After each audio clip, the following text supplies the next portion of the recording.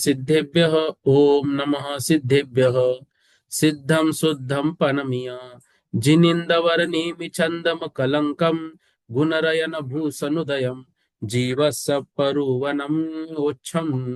बोलो देवादिदेव 1008 श्री श्रेयांसनाथ भगवान की जय। देवादिदेव 1008 श्री नेमिनाथ भगवान की जय।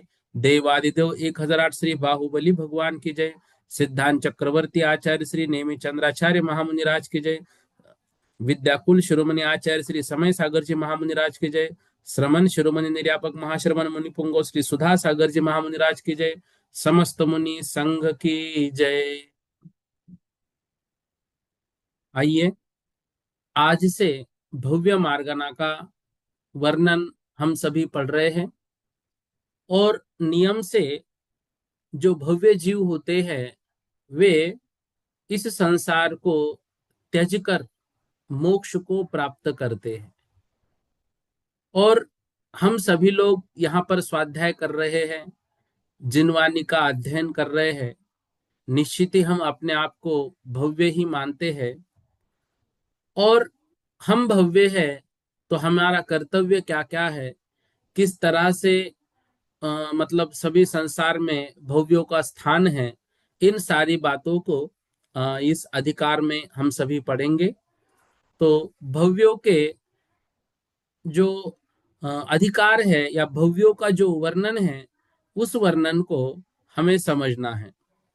देखिएगा, जो भव्य जीव होते हैं वे भव्य जीव संसार में रहकर संसार के दुखों को सहकर जब कभी वो सम्यक दर्शन को प्राप्त करते हैं, उसी दिन वे अपना मोक्ष में जाने का जो क्या बोलते हैं तो एक रिजर्वेशन वो कर देते हैं।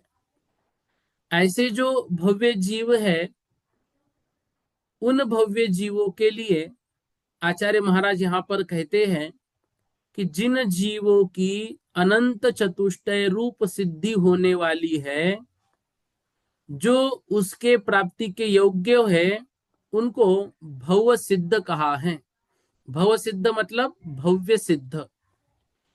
और जिनमें इन दोनों में से कोई भी लक्षण घटित नहीं होता है, उन जीवों को अभव्य सिद्ध कहते हैं। तो एक तो होते हैं जिनको अतिशीघ्र ही निकट भव्य, जो अनंत चतुष्ट रूपये सिद्धि को शीघ्रता से प्राप्त करने वाले हैं। और एक है जो उसके प्राप्ति के योग्य हैं।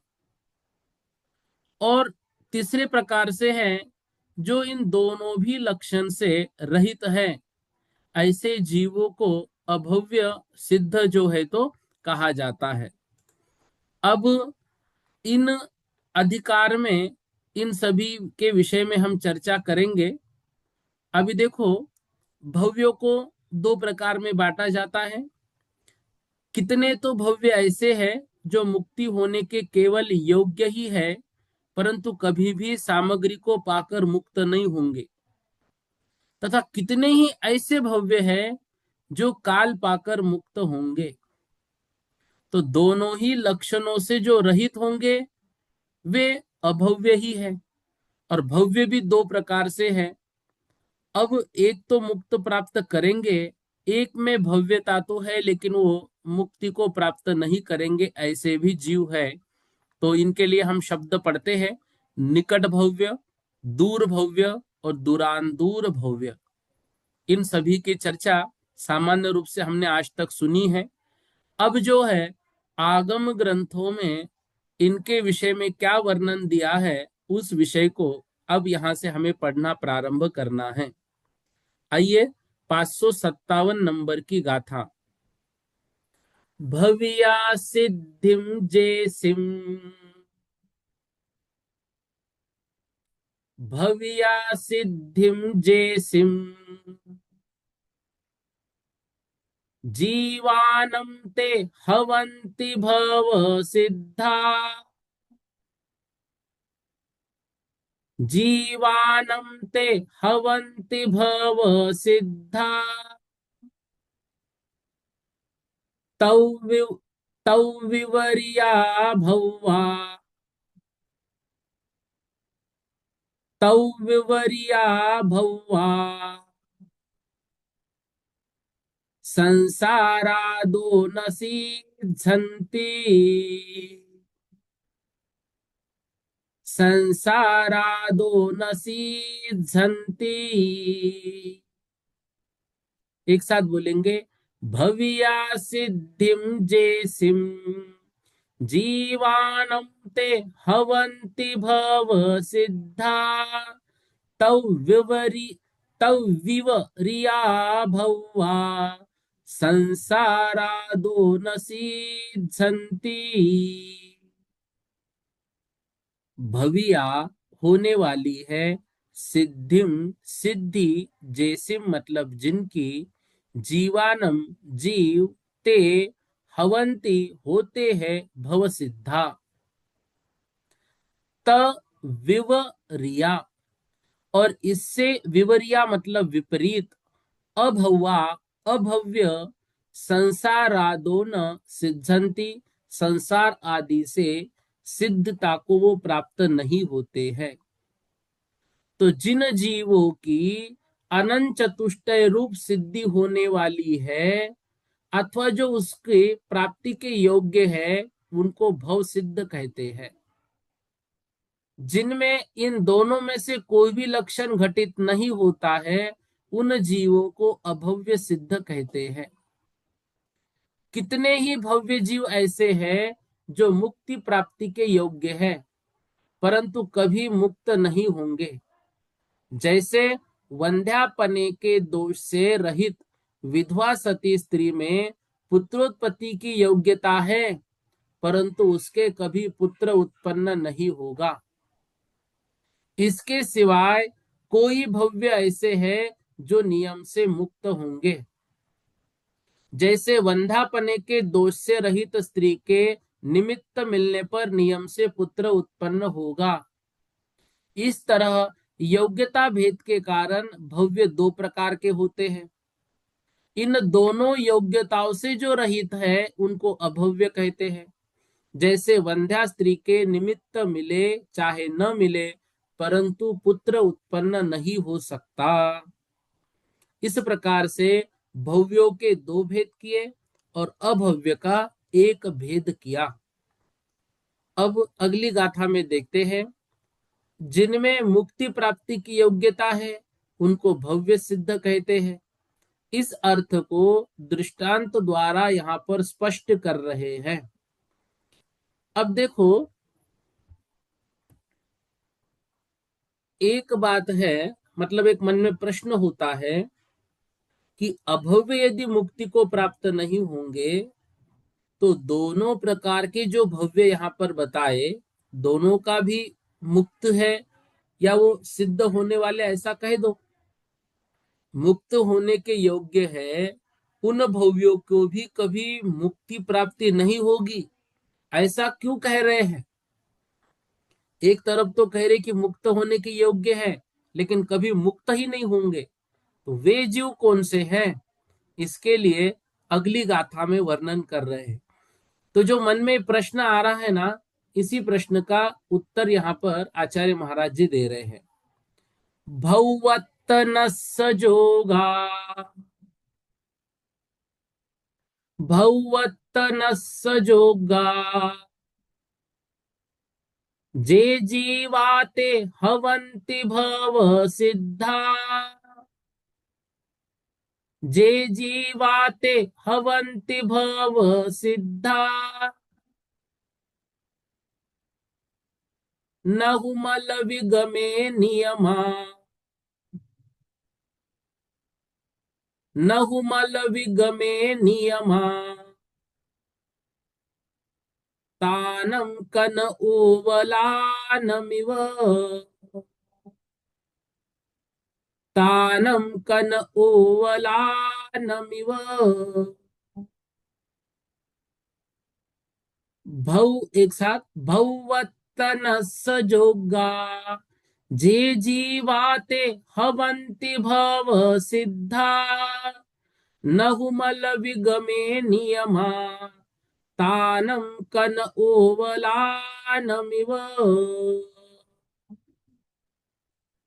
भौवत्तनस्य जोगा भव्यत्व के जो योग्य है ते जे जीवा जो जीव ते हवंति भव सिद्धा वे भव सिद्ध है नहु मल विगमे नियमा तानम कन ओवलान मिव मतलब जो मल से रहित होना मल मतलब यहां पर कर्म मल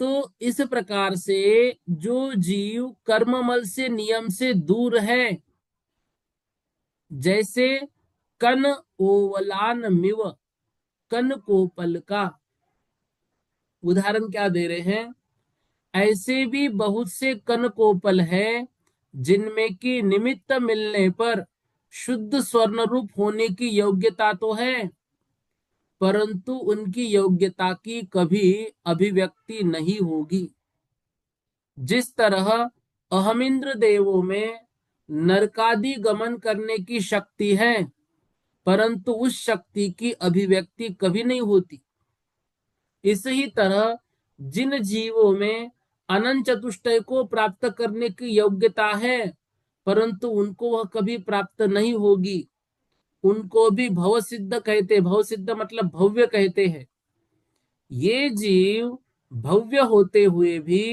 सदा संसार में ही रहते हैं है तो भव्य लेकिन फिर भी सदा वे संसार में ही रहते हैं उदाहरण कितना अच्छा दिया जैसे अहम इंद्र देव शक्ति कितनी है नरक में भी जा सकते हैं किसी को उपदेश दे सकते हैं परंतु जाते नहीं गमन नहीं करते हैं उनका जो गमन है वो बहुत कम होता है ऐसे ही कितने ही भव्य है जो मुक्त होने के योग्य है परंतु कभी मुक्त नहीं होंगे तो इस गाथा से क्या समझना है जो जीव भव्यत्व भव्यत्व का अर्थ क्या है सम्यक दर्शन आदि सामग्री को पा करके अनंत चतुष्टय जो अनंत लक्ष्मी है अनंत चतुष्टय रूप उस लक्ष्मी को प्राप्त करने के केवल योग्य ही है तदरूप होने के योग्य नहीं है भव्य सिद्धिक सदाकाल संसार में ही रहेंगे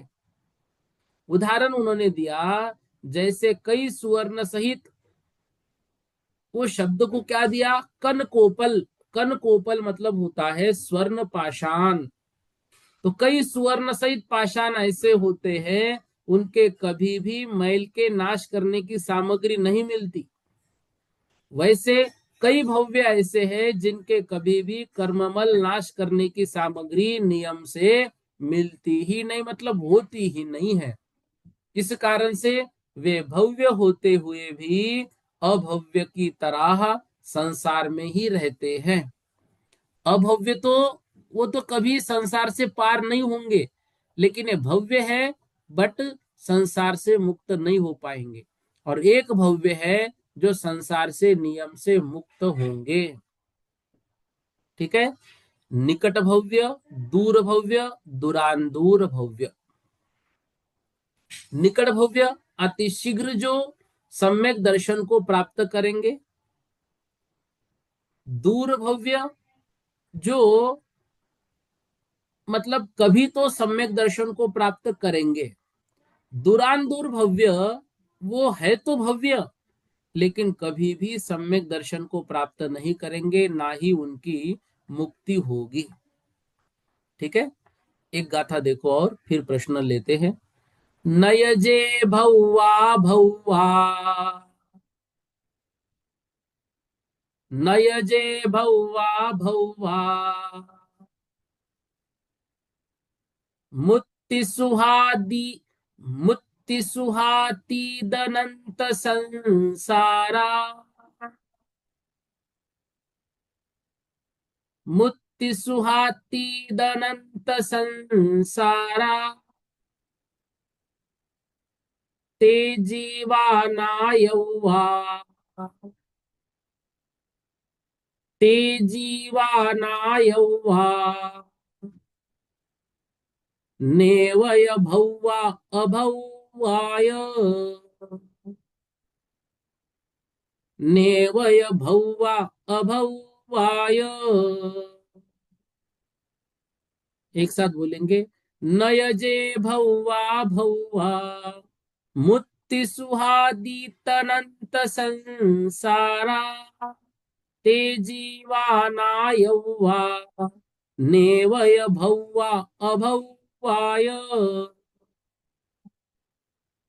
देखो यहां पर क्या कह रहे हैं, नयजे भौवा अभौवा मुत्ति सुहा मतलब सुख अतीद अनंत संसारा ते जीवा नायौवा नैव च भव्या अभव्याय। क्या कह रहे हैं, कुछ जीव ऐसे होते हैं, मतलब परिणामों की बात है, नय जे भव्वा जो कि कुछ नवीन ज्ञानादिक अवस्था को प्राप्त होने वाले नहीं है, नय च भव्वा इसलिए भव्य नहीं है, और अनंत चतुष्टय रूप हुए हैं इसलिए अभव्य नहीं है। ऐसे कौन है, मुक्ति मतलब मुक्त है। फिर अनंत संसारा जो अनंत संसार से रहित है, अतीत अनंत संसारा अतीत मतलब रहित या अनंत संसार से जो अतीत आगे निकल गए हैं, ते जीवा ज्ञातवा नैवच भव्या अभव्या। वे जीव जो है नायौवा मतलब जानने चाहिए, वे ना तो भव्य है ना ही अभव्य है। अब कौन है, अब वो जीवत्व पारिणामिक भाव के धारक है। यहां पर किसकी बात कर रहे हैं, मुक्त जीव की, जो भव्य भी नहीं रहे अभव्य भी नहीं रहे और मुक्ति रूपी सुख को उन्होंने प्राप्त कर लिया। अब भव्य क्यों नहीं है, क्योंकि कुछ नया ज्ञानादिक अवस्था को प्राप्त नहीं करेंगे, भाई उनके पास तो केवल ज्ञान प्राप्त हुआ है, और अनंत चतुष्टय प्राप्त हुए हैं इसलिए उनको अभव्य भी नहीं कह सकते, क्योंकि अनंत चतुष्टय उन्होंने प्राप्त कर लिए हैं। और अनंत संसार से जो रहित हुए हैं और मुक्ति रूपी सुख को प्राप्त कर रहे हैं, ते जीवा नायौवा वे जीवत्व से, नायौवा मतलब जानने योग्य है, नेवच भौवा अभौवा उनको भव्य और अभव्य नहीं जान सकते। ऐसे वो जीवत्व की पारिणामिक भाव की जो उत्पत्ति है उनकी हो चुकी है, वे मुक्त जीव। देखो क्या कह रहे हैं, जिनका पांच परिवर्तन रूप अनंत संसार सर्वथा छूट गया है और इसलिए जो मुक्ति सुख के भोक्ता है, उन जीवों के न तो भव्य समझना चाहिए और न अभव्य समझना चाहिए, क्योंकि अब उनको कोई नवीन अवस्था प्राप्त करना शेष नहीं रहा, इसलिए वे भव्य भी नहीं है और अनंत चतुष्टय को प्राप्त हो चुके हैं इसलिए अभव्य भी नहीं है। जिसमें अनंत चतुष्टय की अभिव्यक्त होने की योग्यता ही न हो उसको अभव्य कहते हैं।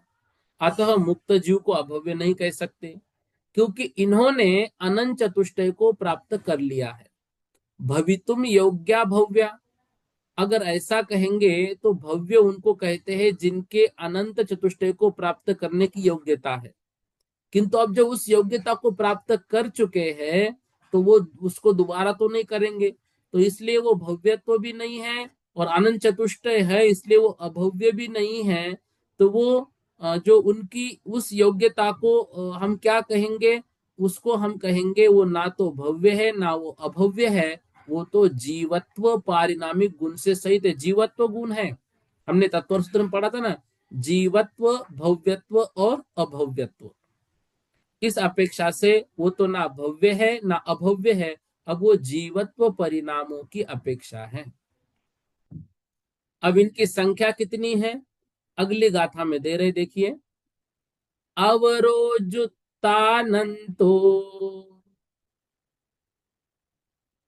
अवरोजुतानंतो अभौवरासि सहोदिपरिमाणम्,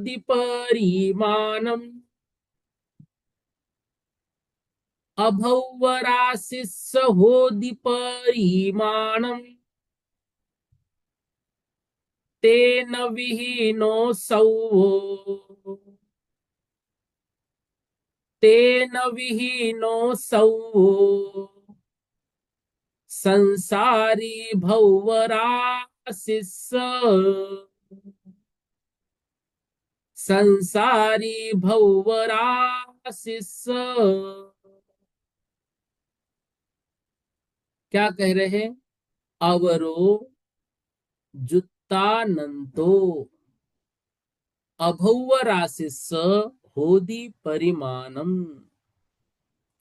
अवरो मतलब जघन्य, जुत्तानंत मतलब युक्तानंत, अभव्य राशि से अभव्य राशि का परिमाणम मतलब प्रमाण है। तेन विहीनो तेन विहीनो सवो, उनसे रहित सब संसारी भव्य राशि स, उनसे रहित सारे जो संसारी राशि है वो भव्य राशि की है। तो अनंतानंत हमने पढ़ा था ना, परितानंत, युक्तानंत और अनंतानंत। अब ये परितानंत, युक्तानंत और अनंतानंत भी जघन्य, मध्यम और उत्कृष्ट के प्रकार से होता है, इसको हम समझेंगे। अब देखो, तो जघन्य युक्तानंत प्रमाण जो है वो अभव्य राशि है, और संपूर्ण संसारी जीव राशि में से अभव्य राशि का प्रमाण घटाने पर जो शेष रहे उतना ही भव्य राशि का प्रमाण है। तो भव्य राशि बहुत अधिक है, अभव्य राशि बहुत थोड़ी है। अभव्य जीव सदा पांच परिवर्तन रूप संसार से युक्त ही रहते हैं। एक अवस्था से दूसरी अवस्था का प्राप्त होना, इसको संसार परिवर्तन कहते हैं। इस संसार अर्थात परिवर्तन के पांच भेद है, द्रव्य, क्षेत्र, काल, भाव। द्रव्य, क्षेत्र, काल, भव और भाव। द्रव्य परिवर्तन के दो भेद है, एक नो कर्म द्रव्य परिवर्तन, दूसरा कर्म द्रव्य परिवर्तन। यहाँ पर इन परिवर्तनों का क्रम से स्वरूप जो है वो बताया गया है। उस स्वरूप को हम पढ़ेंगे, समझेंगे। देखो, पहले इस गाथा को समझो। अभव्य राशि का प्रमाण जघन्य युक्तानंत प्रमाण दिया, और संसारी जीवों का प्रमाण अभव्य राशि के प्रमाण से घटाने पर जो शेष रहे उतना भव्यों का प्रमाण दिया। यह संसारी जीवों का जो परिवर्तन है, वह परिवर्तन, परिभ्रमण जो है वो संसार, वो एक ही बात है। तो द्रव्य, क्षेत्र, काल, भव और भाव के परिवर्तन से वो पांच प्रकार का होता है।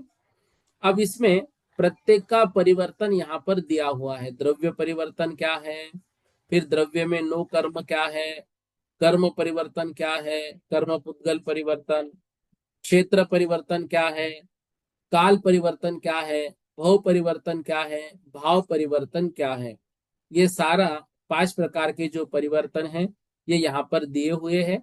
मतलब यदि याद हो तो हमने पिछले वर्ष सर्वार सिद्धि में भी इस विषय को पढ़ा था, परिवर्तनों को। तो यहाँ पर एक सामान्य रूप से इसको पढ़ लेते एक बार, बस आपके उसमें भी दिया हुआ है भावार्थ में। और यहीं से फिर जो है तो ये भव्य मार्गना भी समाप्त हो जाती, छोटी सी है। अब देखो, इनको हम पढ़ना प्रारंभ करते हैं। किसी जीव ने स्निग्ध, रुक्ष, वर्ण, गंधादि तीव्र, मंद, मध्यम भावों में से यथा संभव भाव से युक्त औदारिक आदि तीन शरीरों में से किसी शरीर संबंधी तथा छह पर्याप्ति रूप परिणमन के योग्य पुद्गलों को एक समय में ग्रहण किया, फिर अगले समय में उस द्रव्य की निर्जरा की, फिर अनंत बार अग्रहित पुद्गलों को ग्रहण करके छोड़ दिया, अनंत बार मिश्र द्रव्यों को ग्रहण करके छोड़ दिया, अनंत बार ग्रहित को ग्रहण करके छोड़ दिया, जब वही जीव उन स्निग्ध वृक्षादि भावों से उन ही पुद्गलों को जितने समय बाद ग्रहण करे, प्रारंभ से लेकर उतने काल समुदाय को नो कर्म द्रव्य परिवर्तन कहते हैं। मतलब देखो, कोई एक जीव है, उसने स्निग्ध वृक्ष वर्ण गंधादिक का जो परिणाम है, कभी तीव्र होता है, कभी मंद होता है, या कभी मध्यम होता है। तो मान लो तीव्र परिणाम से औदारिक आदि 3 शरीरों में से किसी एक शरीर संबंधी जो 6 पर्याप्ति रूप परिणमन के योग्य पुद्गलों को एक समय में ग्रहण किया। अब जिन परिणामों से उसने ग्रहण किया, उसके बाद दूसरे समय में अलग परिणाम हुए, तीसरे समय में अलग, ऐसे चलता रहा, अनंत पुद्गल वर्गनाओं को ग्रहण कर रहा है, छोड़ रहा है। फिर पुनः उन्हीं मतलब तीव्र परिणामों से स्निग्ध वृक्ष गंध के पुनः यदि वो उन्हीं औदारिक आदि तीनों में से एक को ग्रहण करेगा, तो एक जो उतना जो काल है वो नो कर्म द्रव्य परिवर्तन होगा। मान लो किसी के पास एक नोट है का बंडल है। अब उसने क्या किया, वो बंडल देखा और उस बंडल में से एक नोट उठाई, उस पे एक नंबर लिखा था, मान लो 1234, और मुस्कुराते हुए वह नोट किसी को दे दी, मुस्कुराते हुए, उदाहरण है ये। अब क्या हुआ, वह नोट, उसके बाद वो बंडल में बहुत सारी नोटें थी, वो नोट भी इसको उसको उसको उसको देते चले गए। अब क्या हुआ, वही नोट, उसी नंबर की वही नोट जो है पुनः इनके पास आई, और उसी भाव से यदि उन्होंने वही नोट उसी को दे दी जिनको दी थी, तो फिर एक वहां पर नो कर्म परिवर्तन होगा। यदि मान लो वही नोट नहीं आई, भाव वही आया, तो नहीं होगा। इस प्रकार से ये नो कर्म द्रव्य परिवर्तन होता है। पूर्व में ग्रहण किए हुए परमाणु जिस समय प्रबद्ध स्कंध में हो उसको ग्रहित है। जिस समय प्रबद्ध में ऐसे परमाणु हो जिनका जीव ने पहले ग्रहण नहीं किया हो, उसके अग्रहित कहते हैं। और जिस समय प्रबद्ध में दोनों प्रकार के परमाणु हो उसको मिश्र कहते हैं। अग्रहित परमाणु भी लोक में अनंतानंत है, उनको अभी तक ग्रहण ही नहीं किया, क्योंकि संपूर्ण जीव राशि का समय प्रबद्ध के प्रमाण से गुना करने पर जो लब्ध आवे, उसका अतीत काल के समस्त समय प्रमाण से गुना करने पर जो लब्ध आवे, उससे भी अनंत गुना पुद्गल द्रव्य होता है। इस परिवर्तन का काल अग्रहित ग्रहण, ग्रहित ग्रहण, मिश्र ग्रहण के भेद से 3 प्रकार का है। इसकी घटना किस तरह होती है, अनुक्रम यंत्र के द्वारा यहाँ पर बता रहे हैं। ये ग्रहण किया और ये अंत में जो क्रॉस है वो अग्रहित है। ऐसे इस यंत्र में शून्य से अग्रहित, हंसपदी चन्न से मिश्र और एक एक अंक से ग्रहित समझना है। तो 2 बार लिखने से अनंत बार समझना है। इस यंत्र को देखने से स्पष्ट होता है कि निरंतर अनंत बार अग्रहित का ग्रहण हो चुकने पर एक बार मिश्र का ग्रहण होता है। मिश्र के ग्रहण के बाद फिर निरंतर अनंत बार अग्रहित का ग्रहण हो चुकने के बाद एक बार मिश्र का ग्रहण है। इसी क्रम से अनंत बार मिश्र का ग्रहण हो चुकने पर अनंत बार अग्रहित के ग्रहण के बाद अनंत एक बार ग्रहित का ग्रहण होता है। इसके बाद फिर से अनंत की विधि चलती रहती है। इस तरह से ये जो है यहाँ पर मतलब परिवर्तनों को यहाँ पर समझा रहे हैं। ठीक है।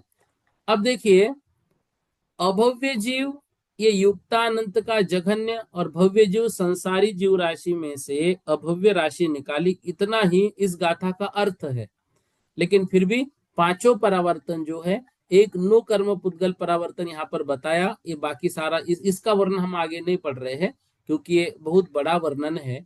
एक उदाहरण आपको दिया जो नो कर्म पुद्गल का नोट वाला, वो वैसा ही यूज समझना है। तो ऐसे द्रव्य, क्षेत्र, काल, भाव और भव, ये 5 प्रकार के परिवर्तन होते हैं। ये इसमें थोड़ा सा वो वर्णन जो आया है इससे समझ में नहीं आएगा। इसको सामान्य रूप में थोड़ा सा कल की कक्षा में मैं आपको बताऊंगा 5 परावर्तन किस तरह से होते हैं। सामान्य भाषा में इसको कल की कक्षा में ले लेंगे। यहाँ पर स्तुति दीदी जी बोलो, क्या कह रहे हैं आप? भैया जैसे कि बोल रहे हैं कि भव्य योग्यता है परंतु मुक्त नहीं हो पा रहे हैं। मतलब हम उन व्रतों को, नियमों को, तप निर्जरा उसको नहीं कर रहे हैं, इसीलिए मुक्त नहीं हो पा रहे हैं। इसमें मतलब योग्यता तो है, परंतु मुक्त होने के लिए जो कार्यों को करना है उनको नहीं कर रहे, इसीलिए मुक्त। जैसे कि इसमें बोला वंध्य स्त्री जो है उसमें पुत्र उत्पत्ति की योग्यता तो है, परंतु पुत्र उत्पन्न नहीं कर पाएगी। वैसे ही जो लोग में योग्यता है और कभी मुक्त नहीं हो पाएंगे, इसीलिए क्योंकि कि जो आवश्यक है मुक्त होने के लिए उस मार्ग का अनुसरण नहीं कर रही हूँ। ना ना, आपका प्रश्न बिल्कुल उचित है, लेकिन उदाहरण कभी भी एक देश में घटित होते हैं। जैसे वहां पर विधवा स्त्री का उदाहरण दिया, तो उनके पास पुत्र उत्पत्ति की योग्यता है लेकिन पुत्र उत्पत्ति नहीं होगी। तो वहां पर विधवा स्त्री को जो है, वहां पर उसको मतलब पुत्र प्राप्ति के योग्य परिणाम उसके बनेंगे ही नहीं, ऐसा वहां पर उस उदाहरण से अर्थ निकलता है। लेकिन यहाँ वैसा अर्थ नहीं है। यहाँ पर वो विधि भी करेगा तो भी वो भव्य जो है वो दूरी रहेगा। आप तो भव्य की बात बोल रहे हैं, आगम में तो ये लिखा है कि अभव्य जीव भी इतनी तपस्या करता है कि उसको गर्म तेल में भी छोड़ दिया जाए उबलते हुए, तो भी वो अपनी ध्यान साधना छोड़ते नहीं है। और उसके कारण से वो देवों का जो उत्कृष्ट पद है, तो वहां तक मतलब जो अभव्य की योग्यता होती है वहां पर भी जाते हैं, मतलब अच्छी जगह पर जाते हैं उसके परिणाम स्वरूप, इतने तप के फल स्वरूप। लेकिन वे जीव भी मुक्त नहीं हो पाते हैं। वो तो मतलब अभव्य, वो भव्य भी नहीं हो पाते इतनी तपस्या करने के बाद। तो वो अभव्य की बात है। और जो दुरांदुर भव्य है, वो तप आदि करे भी तो भी उनकी मुक्ति नहीं होगी, क्योंकि वो तप आदि परिणाम जो है उनके उन परिणामों से नहीं होंगे जो सम्यक दर्शन के लिए योग्य है। ठीक है दीदी। भैया तो पहचानेंगे कैसे भव्य और अभव्य को? देखो, पिछले साल हमारे सिलेबस में पद्म पुराण था, और लास्ट लास्ट में पद्म पुराण आपको पढ़ाया भी गया था यदि याद हो।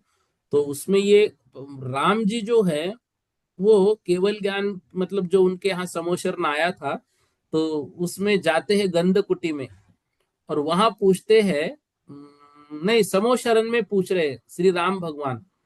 कि मैं भव्य हूं क्या अभव्य हूं। तदभव मोक्षगामी जीव, उसी भव से मोक्ष होना है।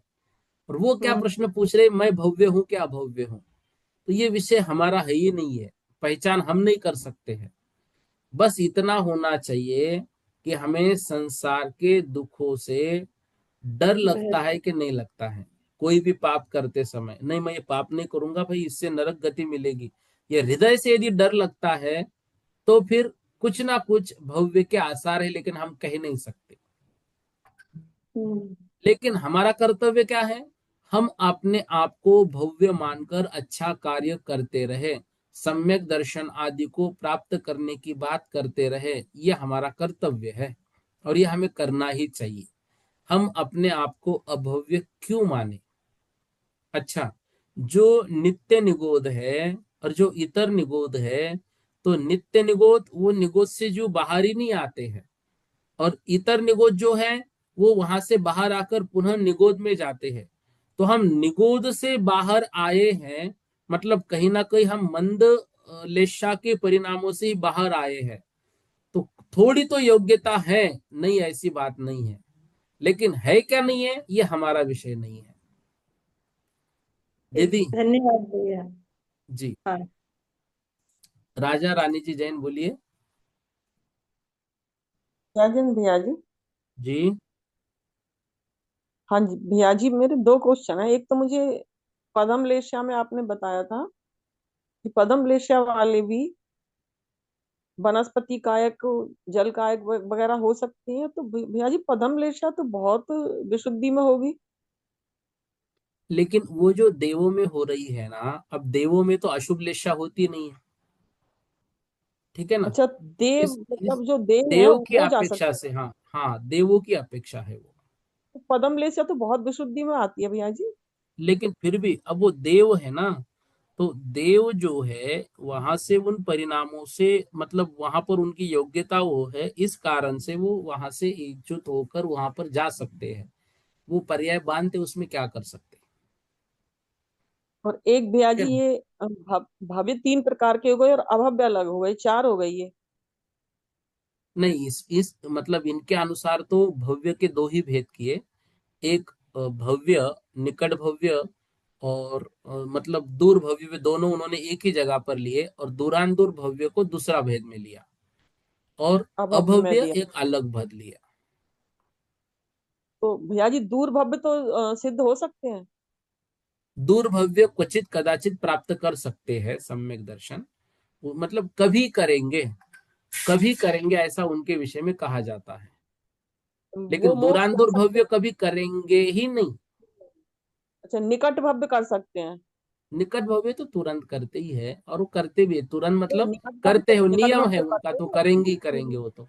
निकट भव्य तो करते हैं, दूर भव्य भी कर सकते हैं। हाँ, मोक्ष जा सकते हैं दूर भव्य। बिल्कुल जा सकते हैं, कभी लिखा है बस उनके आगे। अच्छा, दूरानुदूर भव्य और अभव्य दोनों नहीं जाएंगे।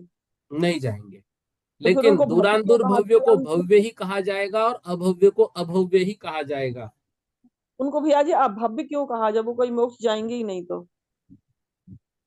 भव्य इसलिए कहा जाएगा कि उनमें योग्यता है, योग्यता है, बस उस योग्यता के अनुसार उनके कार्य नहीं बन पाते हैं। निमित्त नहीं मिलेगा उनको।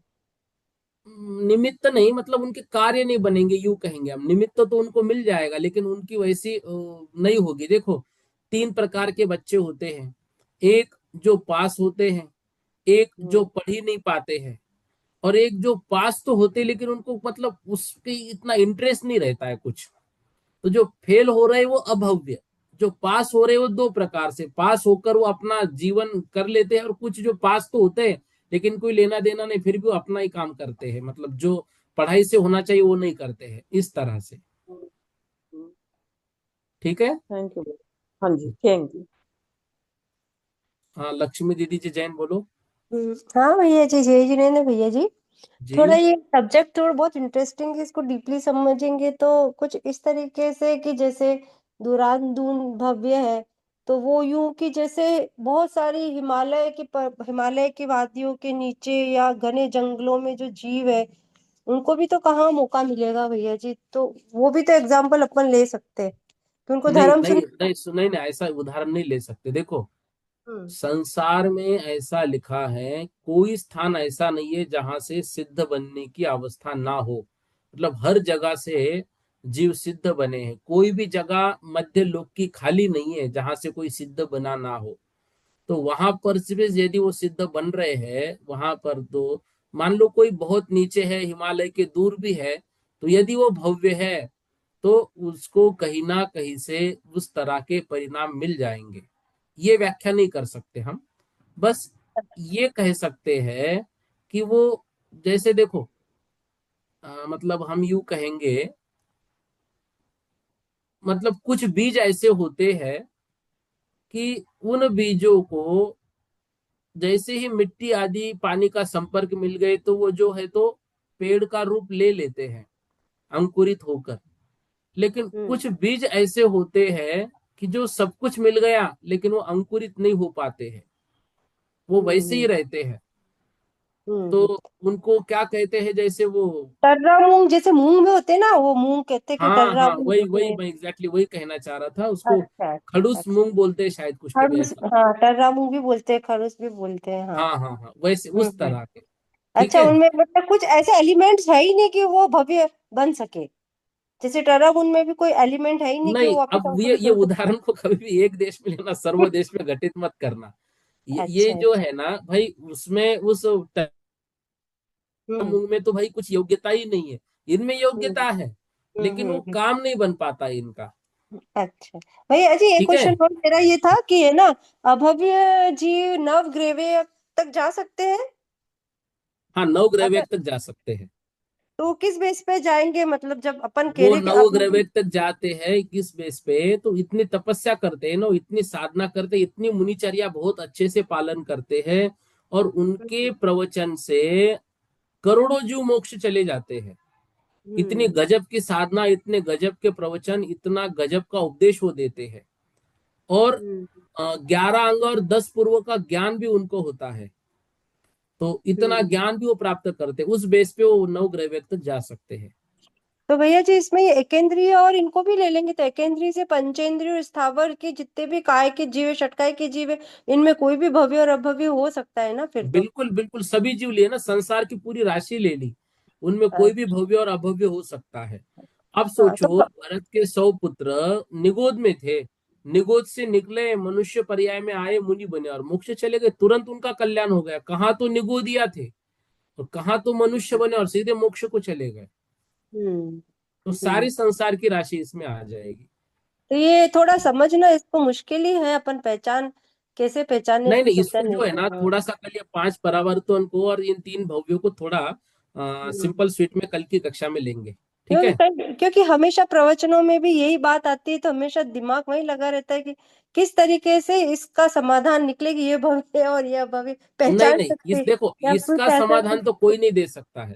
मतलब मैं हम्म तो जब भी कोई इसका समाधान मांगता है तो पद्म पुराण का उदाहरण सबसे बढ़िया है, कि श्री हम्म राम जी समो शरण में साक्षात पूछ रहे कि मैं भव्य हूं क्या अभव्य हूं। हम्म तद्भव मोक्षगामी जीव, सोचिए, तद्भव उसी भव से मोक्ष होने वाला जीव ये नहीं जान पा रहा है कि मैं भव्य हूं क्या अभव्य हूं, तो हम तो बहुत सामान्य है। हम्म। ठीक है। ठीक है भैया जी, धन्यवाद। श्री कांता जी जैन जैन भैया जी। भैया जी। जी, ये किस कर्म को उदय से मतलब भव्य और अभव्य होते हैं, ये ना, कुछ क्या अपन कह ये सकते हैं? कर्म का, ये देखो, हमने कर्म तीन को उदय नहीं प्रकार, कह सकते। ये पारिणामिक भाव है ना, जीव जी। भव्या भव्यत्वानि च। नीचे, ये हाँ। किसी कर्म के उदय से, किसी कर्म के नाश से, ये या किसी कर्म के क्षोभ से नहीं होती है, परिणाम है। ये जिसका उसका अपना अपना परिणाम है, जीवत्व भव्यत्व और अभव्यत्व। मोबाइल, अब ये अजीव क्यों है मोबाइल?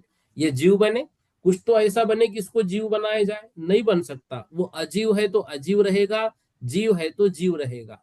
ऐसी भव्य है तो भव्य रहेगा, अभव्य है तो अभव्य। ये किसी कर्म के कारण नहीं है, ये अब तो उनके कभी कभी अपने अपने मतलब, परिणाम है। कभी कभी बच्चे जैसे मंदिर नहीं जा रहा है तो मतलब अपन बोलने लगते कि तुम बहुत अजीब हो, मतलब मंदिर नहीं जा रहा है, मंदिर नहीं जाते, ऐसा नहीं करते, तो मतलब नहीं बोलना चाहिए उनसे।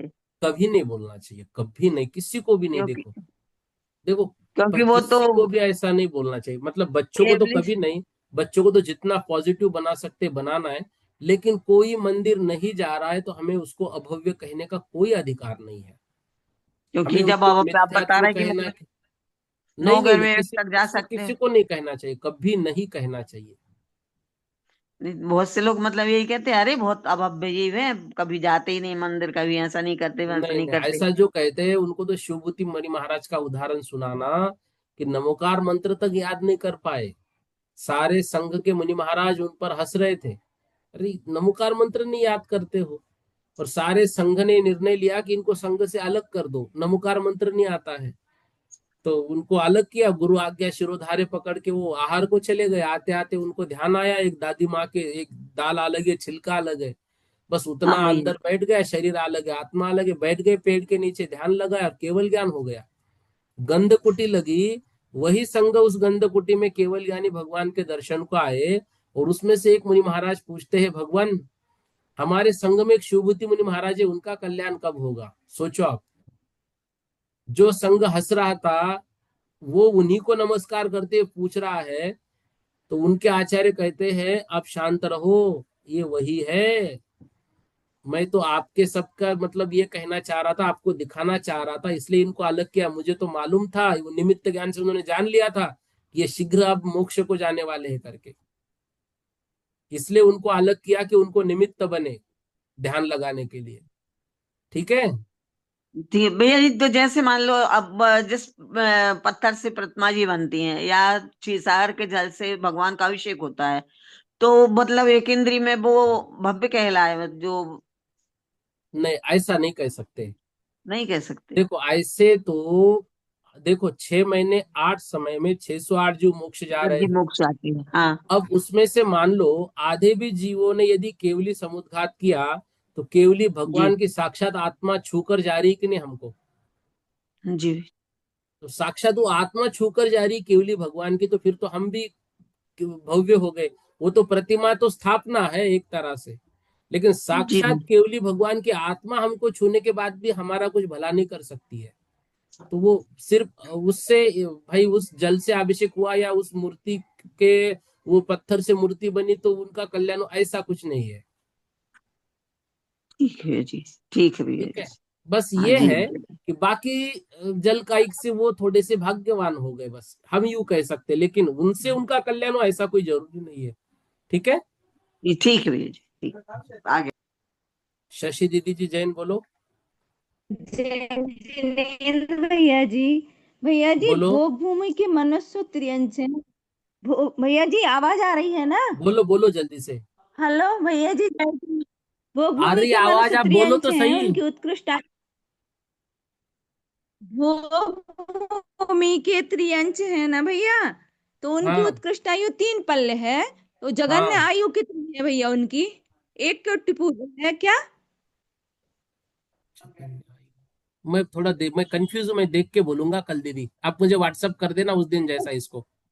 अच्छा भैया, उस दिन का व्हाट्सएप का हल नहीं हुआ मेरा, भवनत्रक में मैंने भेजा ना ट्रांसलेशन। आपको कि देखो वो जो लाइन है वो गलत लिखी हुई है उसमें। वो जो द्रव्य लेशा वही रहती है ना, वो थोड़ी लाइन गलत लिखी हुई है, ये लाइन मैंने उसमें लिख के भेजा आपको नीचे। वो अच्छा, वो एक लाइन गलत के कारण माने सब गए। गड़बड़ हो रहा है, हाँ उतनी लाइन गलत, प्रिंटिंग मिस्टेक है वो।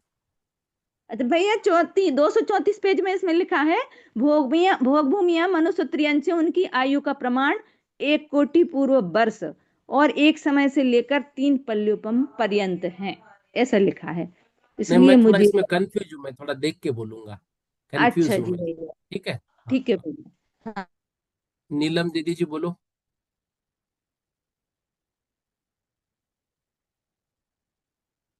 नीलम दीदी जी। हाँ, वैजिनंद भैया जी। जी। भैया जी, निकट भव और आसन भव एक ही है क्या? हाँ, निकट भव और आसन भव एक ही है। अच्छा, तो मतलब जैसे भव्य, जैसे एक तो निकट भव हो गया और या आसन भव हो गया, और हम्म। दूर भव हुआ, है ना? हाँ। तो ये भव्य तो इसमें हुआ, और जो दूरान दूर भव हुआ वो अभव्य श्रम भव है, बिल्कुल बिल्कुल। ऐसा हुआ। और एक, दुरांदुर भव्य कहो या अभव्य संभव्य कहो, एक ही बात है। पर वो भव्य की कोटि में आएगा और अभव अभव ही रहेगा। हाँ। अच्छा, ओके भैया जी, जय जिनेन्द्र। जी। केतन जी जैन,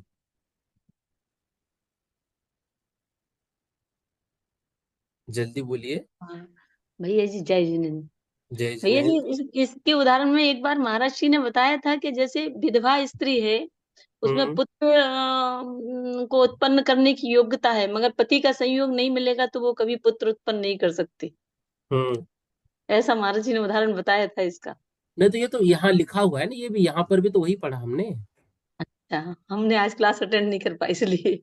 नहीं नहीं, देखो शुरुआत की जो पहली गाथा है ना आपके पुस्तक में, उसका अर्थ आप देख लेना, यही उदाहरण दिया है आचार्य महाराज ने हाँ भी। भैया जी, एक ठीक है। क्वेश्चन और था कि वो हम्म। 14/8, 14/6 ये कैसे घटाएंगे? जो उनके 14 भाग है, 14 भागों में से 8वां भाग 5वां भाग ऐसे लेंगे उसको। तो वो कहाँ कहाँ पे घटेगा, कैसे घटेगा?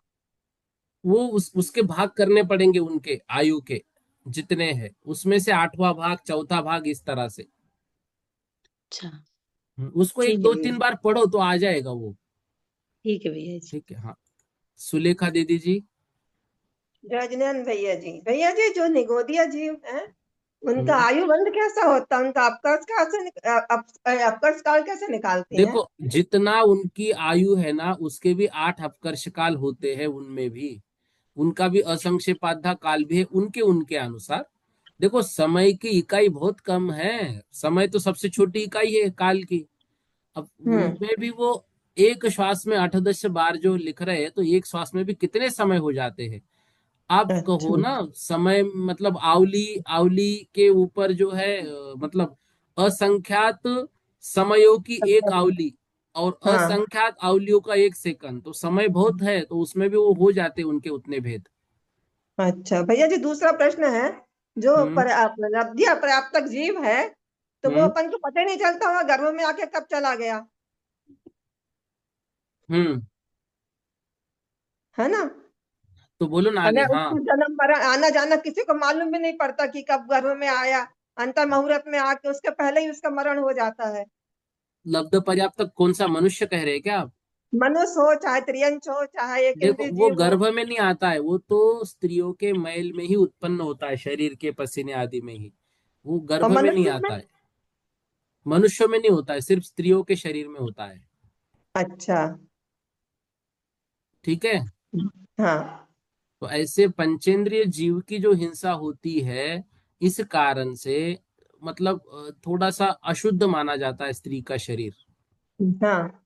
इसलिए शायद मतलब ये मेन यही कारण है, ऐसे दो चार कारण है जिस कारण से शायद अभिषेक से जो है तो दूर रखा हाँ। जाता है। हाँ। एक कारण उसमें से एक ये हो सकता है, हमें भाई वाद विवाद नहीं किसी से करना, एक बोल रहे हैं। ऐसा लिखा है हाँ। कि स्त्रियों में होता है, और वो भी कर्म भूमि के स्त्रियों में। अच्छा। ठीक है हम्म। जी। निधि दीदी जी। जय जिनेन्द्र भैया। जी बोलो दीदी। भैया ये अभी वो दीदी ने बोला दूरान दूर भव्य को और कहते हैं? अभव्य संभव्य। आसन। आसन निकट भव्य। आसन क्या बोला था? आसन। निकट भव्य। आसन। आसन आसन। नाम है। आसन्न भव्य, आसन भव्य, डबल न। अच्छा डबल ना। अच्छा। हाँ। आसन्न भव्य यानी निकट भव्य। और हाँ। दूरान दूर भव्य का दूसरा नाम क्या बताए थे? अभव्य संभव्य। अच्छा। अभव्य हम्म, सम भव्य। भैया हाँ ये अब हाँ। स्पर्शन अधिकार में लेख्या के अपन हम्म, स्वस्थान स्वस्थान की अपेक्षा जो बताया है, जैसे शुक्ल लेख्या का लोक का असंख्यात्वा भाग, और हम्म। विहारवत स्वस्थान जो बताया है 6/14 वगैरह वगैरह, तो ये सभी लेख्याओं की यही बस देखना है ना इन स्पर्शन में, और क्या समझना है इसमें? बस उतना ही है। है ना? हाँ अच्छा अच्छा, इसमें जैसे ये समुद्घात वगैरह कहाँ है, तो इसकी अपेक्षा से भी देखना है क्या कि वेदना का हाँ, उस आठ बटा अपेक्षा से, क्योंकि चौदह वो जो आत्मा और है वहां से निकलकर अगले भव में जहां जन्म लेना है वहां तक जा रही है ना, तो उसी लेशा के साथ जा रही है।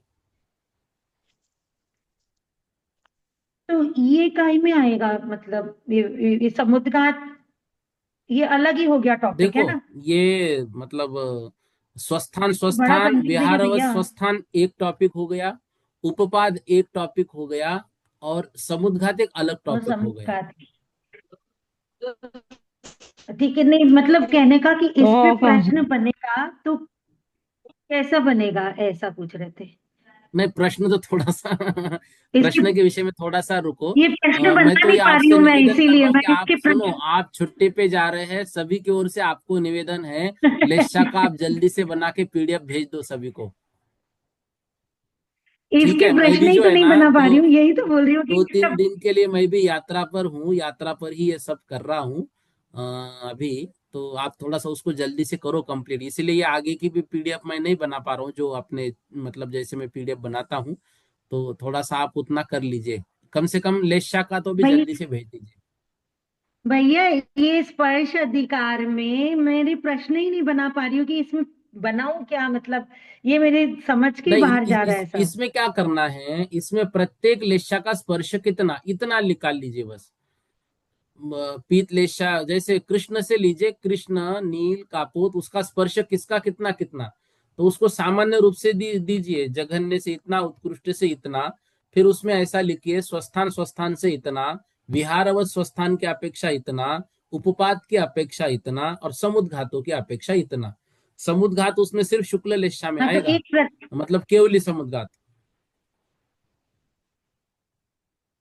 नहीं बाकी वेदना कषाय विक्रिया सब में आ रहा है ना, ये पीत हाँ वो तो लेशा में देखो, भी आ रहा है। समुद्घात तो बाकी सारे सब में आएंगे, केवली समुद्घात जो है वो शुक्ल में आएगा मात्र। में आएगा। तो इसका तो हम्म, एक चार्ट बनाने से काम हो जाएगा। बिल्कुल हो जाएगा, एक ही चार्ट में सब ये कर लो इसको। एक साइड सारी लेशियां लिख लें, और हाँ दूसरे कॉलम में हम स्वस्थान स्वस्थान लिख लें, तीसरे में विहारवत स्वस्थान लिख लें, बस एक में उपपाद लिख और लीजिए और समुद्घात एक जिसमें में हो रहा समुद्र, है उसके, उसका नाम लिख लीजिए, जैसे हाँ वेदना जिसमें और जो कषाय की समुद्घात हो अपेक्षा रहा है इतना। उसका। बस उसके नीचे, एक के नीचे जो है ना ठीक चार ठीक। चार पांच पांच लाइन छोड़ देना, ताकि ये जो इधर वेदना समुद्घात, कषाय समुद्घात, मारणांतिक, वैक्रिय, सबका अलग अलग होगा। तो वो थोड़ा सा लिखने में 3-4 लाइन जी इधर जी ज्यादा लगेंगे आपको समुद्घात में। हाँ हाँ हाँ हाँ हाँ, ठीक है भैया। ठीक है ना। जय जिनेन्द्र।